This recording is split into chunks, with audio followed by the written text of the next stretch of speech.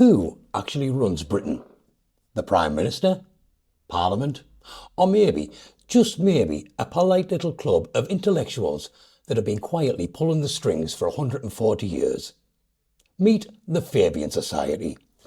And yes, their symbol really is the wolf in sheep's clothing. Not subtle, are they? Founded in 1884, the Fabian Society is named after Roman general Fabius Maximus, who liked to win battles slowly, cautiously, which is basically the Fabian motto: patience, patience, patience, and maybe a tiny bit, a lot of manipulation. Its founders, Sidney Webb, Beatrice Webb, and George Bernard Shaw, weren't street revolutionaries, they were intellectuals. Think of them as the OG think tankers, but with more socialist vibes. They believed change shouldn't shock the society. No riots in the streets, thank you very much. Just slow, subtle, behind the scenes persuasion. You know, democracy with training wheels. And the wolf in sheep's clothing? That wasn't irony. That was their mission statement to disguise radical change under fluff, moderation, manipulation as strategy, baked in to a brand. No revolutions, no barricades, just paperwork. Committees and white paper until suddenly, surprise, the country has been remade into their image. Fabians believe society should be ruled by the clever few, because ordinary people, too irrational, too messy. Best leave things to the intellectual elites, because obviously democracy is too democratic. Health, housing, schools, transport. The state should own and run it all. In Fabianism, freedom means freedom. Do what the planners say is best for you. The Fabians were midwives at the birth of Labour. Without them, the party might never have existed. They weren't the workers' voice. They were the intellectuals whispering in the workers' ear. The London School of Economics, Fabian creation, to this day it trains leaders, bankers, policymakers worldwide. The classroom is the real battlefield, and the Fabians made sure they owned it. Policy papers, they churned out essays and pamphlets like favourite churn out of steel. Those pamphlets became Labour manifestos. Those manifestos became law. That's infiltration, Fabian style. Here's the bit textbooks skim over. Many Fabians were obsessed with eugenics.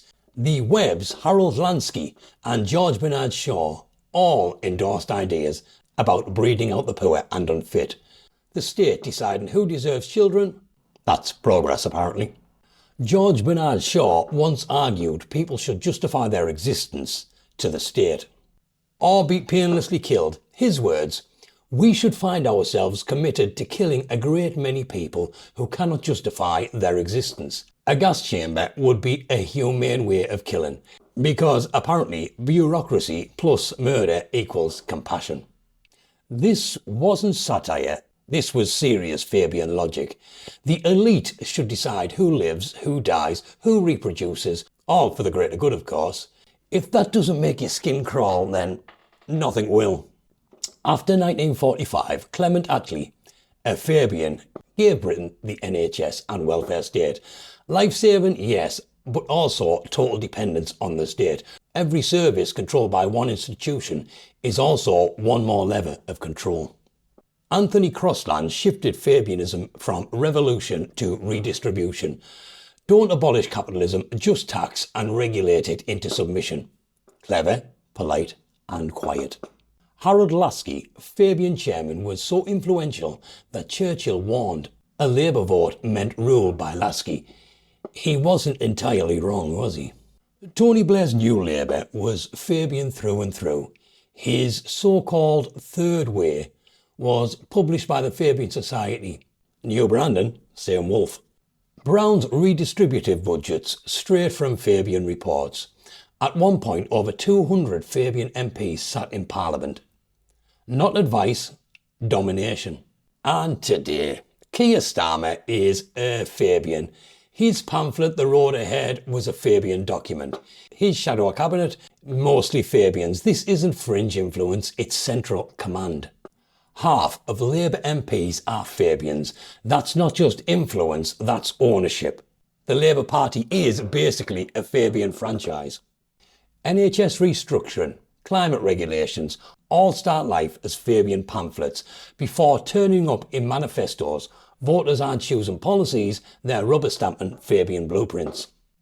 And here's the trick. They never say socialism anymore. It's fairness, progress, modernisation.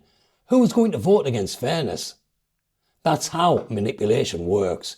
Redefine your words and you redefine reality. You don't need robes and candlelit rituals. A secret society just means a hidden membership, private agendas, loyalty to the group, tick, tick, tick. The other elite networks, Chatham House, Trilateral Commission, global think tanks, quiet overlaps, shared members. It's not one conspiracy, it's a web of influence. When elites rally around ideology, they stop debating and start enforcing. This is not politics anymore. That's a cult with better stationery. When unelected groups shape laws before they're debated, democracy isn't democracy, it's theatre. You elect MPs, but the script was written by the Fabians months earlier. Fabianism isn't about sudden dictatorship, it's about gradual control. One policy at a time. Resistance feels impossible, like boiling a frog, except the frog is you. Because of the ties to universities and finance, Fabian ideas don't stop at Britain. They ripple out to the EU, the UN and the World Bank. This wolf travels well. No one elected the Fabian Society, yet they run ministers, manifestos, policy. Any secretive ideological club embedded in government is a direct threat to democracy.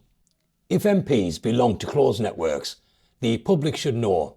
If they serve two masters, voters and Fabianism, who do you think they'll choose? The wolf in sheep's clothing wasn't a joke. It was a warning. Hidden societies, no matter how polite, are parasites in democracy. Ban them from power, shine a light on them, or watch your freedoms disappear in the name of progress. Thank you for watching, guys, and if you like the content, please leave a like, subscribe. It really helps the channel to grow. And feel free to leave your comments in the comment section. And until then, guys, bye-bye and take care of yourselves.